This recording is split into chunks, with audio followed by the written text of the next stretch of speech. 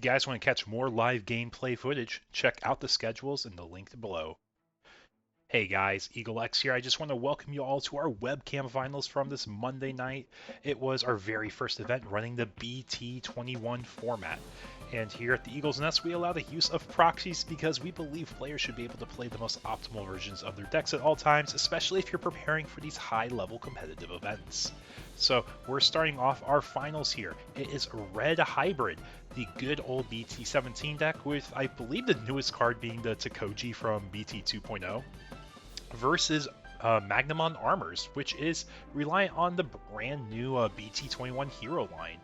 We'll open up with our Demi Vmon egg here, just DPA going into the new Hero Vmon here. The Hero Vmon has a very important mainline text. The mainline text says, your turn when you would Digivolve into an Armor form or Hero Digimon, reduce the cost by 1. Very important to note, it is not once per turn. Now we're looking at the Red Hybrid player, and they're having a very unfortunate start. We have no rookies. We're able to get Takoji. We're able to get our Takuya set up, but our opponent pushes forward the Vmon. Thanks to Promo Davis and the BT8 Daikin, we're actually able to gain 2 memories at the start of our main phase, going into the Magnamon for a cost of 1 less thanks to that Vmon. So it is a 2-cost Digivolve, and we're going to see a swing right away. This is a 10,000 DP Magnamon thanks to the Demi Vmon, and Vmon inherits. And then we're just going to pass our turn with another Vmon on the board. We're trying to punch down as fast as we can, and we think this is a good chance to basically capitalize on the board tempo. Red Hybrid has nothing on board. The best they can really do is like cross into an Ancient Gray, but even if they do that, the Magnamon's just going to Armor Purge anyways, and we're just thinking up another Tamer. I think it kind of shows the quality of their hand. But we're going to hatch main phase, get 2 memories because we got a blue Digimon, we got a Digimon with a free trait on board, and Magnamon's going to swing for another 10,000 DP check, which is really good against Red Hybrid. The average DP threshold of this deck is pretty low because you run so many Tamers. And we are going to go into the Magnamon X antibody here, and we're going to gain a memory from the Vmon because we Digivolved into one of our Magnamon line cards. And it looks like we had, oh, that was from Awakening of the Golden Knight, so it was a lot cheaper from that. My apologies there. But we're just able to keep pushing, going aggressive against our Red Hybrid opponent. There's not really any banks we're scared of at this point because they already have the Tamers on the board. The worst that really happens is you give them fuel for their Takoji Tamers at the start of main phase to tuck underneath. But I think at this point, like, we have 5 security we have to go through. It has to be a pure, like, OTK line. Going into a blue training here. And I believe that is one of our other proxies. A little hard to make out with the glare and the black and white. But like I said before, we allow the use of proxies because we want players playing the most optimal versions of their decks. And I'm assuming that's another BT21 Vmon there, or it's the Armor option. But yeah, he just said, hey, I got all my top end. I can show you my Serial Omni. I can show you my Altar Ancient Greys, but they're not getting me anywhere. I can't even cross with the BT17 Ancient. And we're going to be hopping into Game 2 pretty quickly. But Digimon's a place where if you're not seeing like at least a start, you typically fall behind. There are some decks that have really good comeback potential, but it's just really difficult for every deck to have that shot. But we saw really quickly with a combination of the new BT21 Vmon combined with all your Magnamons that restand, and heck, you can even use the BT8 Daikin to restand your Armor Digimon if you go into like a Elijahmon or you go into like Starter Magna. I think that one also fulfills the requirements to unsuspend because it doesn't naturally unsuspend. While the players are setting up, I just want to go ahead and mention this again. If you guys are looking for some webcam action, you guys want to play some more, you want to watch some more live streams, don't be afraid to check out some of the other organizers we have. I'm here at the Eagle's Nest, and I run tournaments every Monday and Thursday. We can also see DigiGuard United running Wednesdays and Fridays, DigiGalaxy also on Fridays as well. So if you guys want to check out some more gameplay, go ahead and check out those channels and their streams as well. Show support to the community as we just kind of all build together in this new global format with everyone. But these players should be setting up and ready to go for the start of Game 2 here, Red Hybrid versus Armors. Hopefully we get to see a lot more back and forth action between the two decks. But hatching up with our BT14 Koro for Red Hybrid. Do we have a rookie at least this game? A little bit higher quality hand than our last game. And we're kind of hesitant. It makes me a little scared. But no, we do have the Flamon. We have, I believe that's the BT12 Flamon going into a Burning Gray, I believe that one is. I get all the hybrid names mixed up for which ones they are, but I do know the combo pieces that you will see. Another BT21 Vmon in the raising there. It's just really the new soul and focus of this armor deck. And we're going to use that training. Training in a Vmon means you will be able to Digivolve for basically free into a champion. And we're going to be picking up our new armor option here with the new BT21 Davis. BT21 Davis basically gives you a free way to peel, gain a memory, draw a card, if I remember correctly, for its main effect. And just declaring that to our opponent here. I want to pull it up here for my reference. But yeah, by suspending this tamer, trash the top stack card of one of your armor form Digimon, draw a card, and gain a memory. And start main phase, if your opponent has a Digimon, you'll gain a memory as well. So this is kind of like a banked armor texture if you want to think of it like that. It also kind of works like, I guess a way, just like I said, to push damage, combine it with the BT21 Vmon, you'll get a lot of memories. Or a lot of value from the cost reductions on your evolutions. So, start main phase, we get our memory thanks to Davis. Red Hybrid did just one chip against us, and we're going to be cracking the training. We want a free champion here. Magnamon costs 1 less from the Vmon, 2 less from the training, so it doesn't really cost us anything. We get a stripped source, bounce to Digimon, and now our Magnamon's going to go ahead, punch into security. 1 check, it lives, because this is a 10k stack. Using the effect of Davis, we're going to tap him, strip the top armor form. Oh, draw our card. There we go. Accidentally flipped an extra 1 there. Or almost drew an extra 1. But we're going to go ahead and Digivolve. And this isn't to one of our armors here. It's a little hard to make out. I believe this was a Lydramon. Or no, it was the Magnamon. That's what it was. It's the brand new Magnamon, which does a DP minus on your opponent's side. So it's basically like a more controlled version of this. And then we're going to play our new search option for armor. We've seen a lot more of these cantrip type memory boosts lately that synergize with different archetypes. The Armor Digivolution boost basically is looking at top 3, getting a Davis, a free trait card. So you get both of those to your hand and you trash the rest of the cards, which might sound weird, but if you think about how much synergy there is with the number of armors in your trash, it makes a lot more sense. But then the super powerful effect of this card, the All Turns effect, when the top stacked card of any of your armor form Digimon, very important to note, Magnamon X is not an armor form Digimon. You'll be able to trash the source, delay, one of your Digimon may Digivolve into a Digimon card with armor form trait in the hand without paying the cost. So that new BT21 Magnamon can be a super defensive card. It can do a DP drain, become a blocker, and it would be stood up basically when your opponent's trying to like dissect your board. And that puts Red Hybrid in a really weird spot. We have to be very careful of our turn and how we're mapping out the rest of the game here. Because now that our opponent has basically a free Digivolve, if they're swinging into us, they can crack it. If we delete them, we can see them crack it. But we're going ahead, and it looks like we'll be going into security, or we're debating. Yeah, so we're going for our combo line. Got the Burning Gray going into the Aguni, going into BT17 Ancient. BT17 Ancient's going to go ahead and pop the Magnamon here, and we are going to use the effect of Armor Digivolution. Our top stack card was removed, so we're going to go ahead and Digivolve here. Now this one I believe is the Magnamon, also from BT21, so we're giving a minus, I believe it is 4k. Let me double check these increments real quick. Yeah, just explain the effect to our opponent here. It's still swinging into security. But yeah, it's a -2 for every armor form in our trash. So it's giving -4 to this Ancient Gray, which I believe with the Inherits is going to be bigger regardless. So I think we're just going to let the check go through. But yeah, we're finding another Magnamon. He's still pretty massive. And then we find, I believe that is the Flamedramon promo. The one that we're getting reprinted in our next LM set.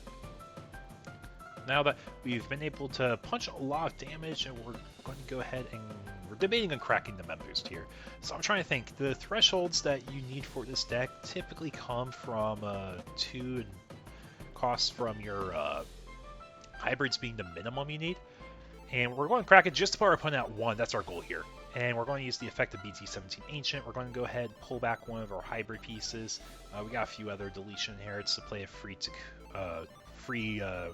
Takuya name, and we fetch back cards from our trash.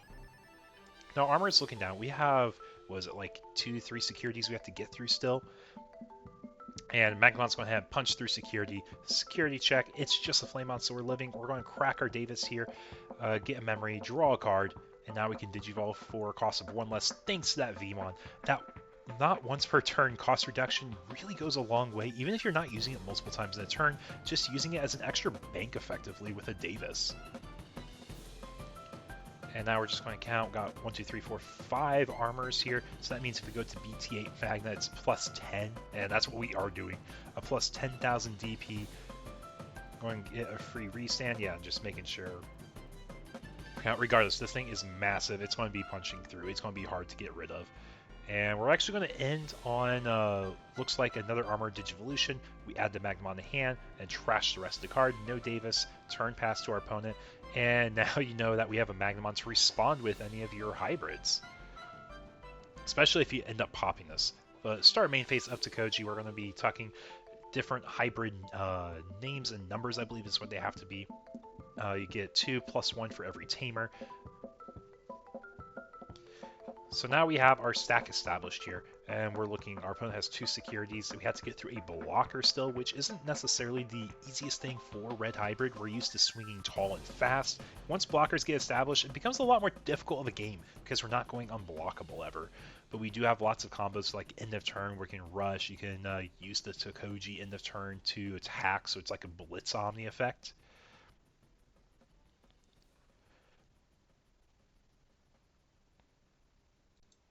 Now, as Red Hybrid, I think your most opportune moment to take advantage of this board state is to probably just commit a swing with the rookie. Hopefully they take the block. If they don't take the block and you get the damage in anyways, then you don't mind going into like your Ancient Grey combo as much.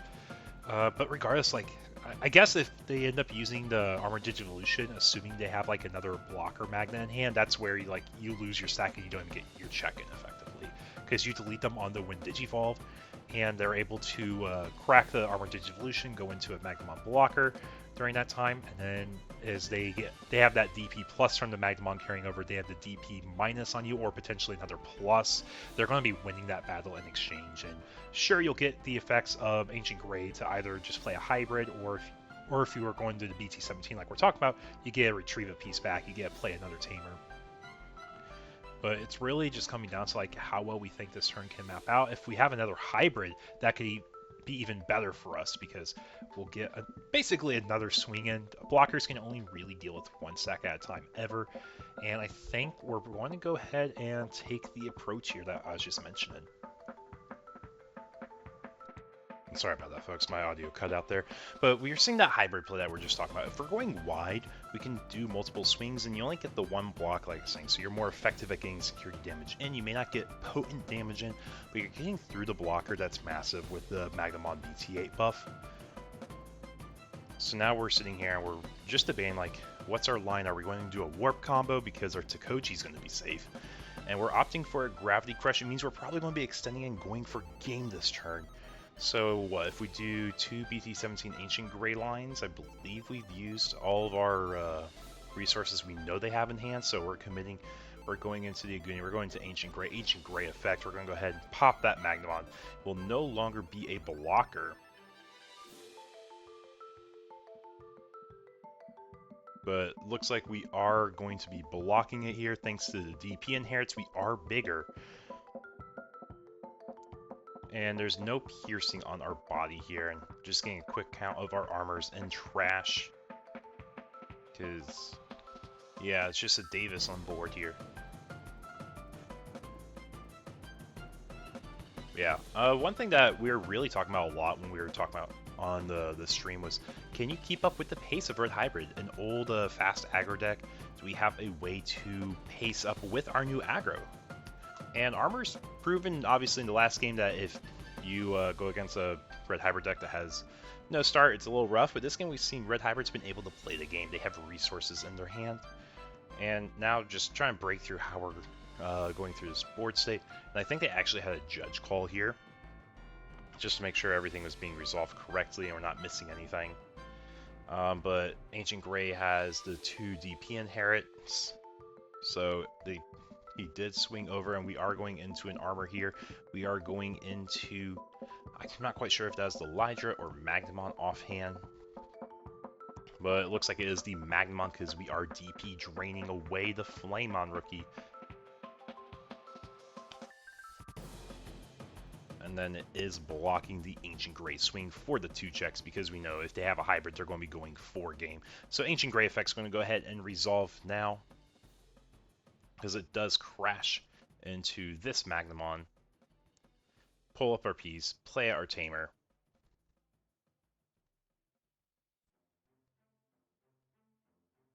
Or we pick up the Tamer and then we can play another one. We're just going to be playing the same one though. Trying to conceal what is in our hand for board knowledge. And I think if we have, what is it, another Gravity Crush line we can go through and win the game. We have 2 security on red hybrid sides, so Armours probably can close out game, but it'd be a little difficult. Well, actually, is it difficult if we have just 1 Armour guy so we can tap Davis and restand? Especially since it's a low DP threshold deck, we'll probably live if we swing. But yeah, just debating on our lines here, what can we do? We committed to 1 Gravity Crush, so we know Armour's going to have enough memory to go into any of their Armour forms. Because if they cost at least 3, even if we didn't have the Vmon, we would have enough memory to really push. Yeah, red hybrid here. Just trying to assess the board state. We've tried getting rid of as many bodies as we can. And Armour's just done a great job using their different armor forms to remove boards. The new BT21 Magnemon's just absolutely crazy.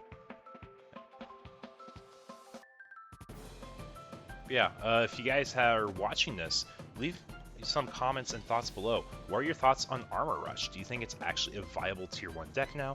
Or do you think this is really just the run the player had and it's just like a good bracket perhaps? Anyways, so end of turn, we are using Takoji to attack. End of turn, the Gravity Crush is going to give to memory, and we see a Vmon being played off of the Promo Davis. This is just going to be a simple promo and go for game. I don't think Red Hybrid plays anything besides maybe Crimson Blazes. So, start main phase, we get our Davis and Davis memory. Yeah, if we go into 2 armors, this is a guaranteed locked game here. And we're going to starter Magna. We're going to strip the 2 sources from the hybrid for all it matters. Not like it's going to block. They don't really run any aces that can go over. But Magnemon's going to swing first, finds a rookie, and we should be able to guarantee game here. It looks like we are just going to use the Davis effect to peel off the stack and Digivolve up. Going into Magnemon. Getting massive, and I think at this point it's just like, hey, we're big, we're just making sure we have all our pieces here. Or just explain the board state, we swing, and we go for game. And there we are, folks. If you enjoyed the finals, let me know in the comments below. Take care, and have a nice one.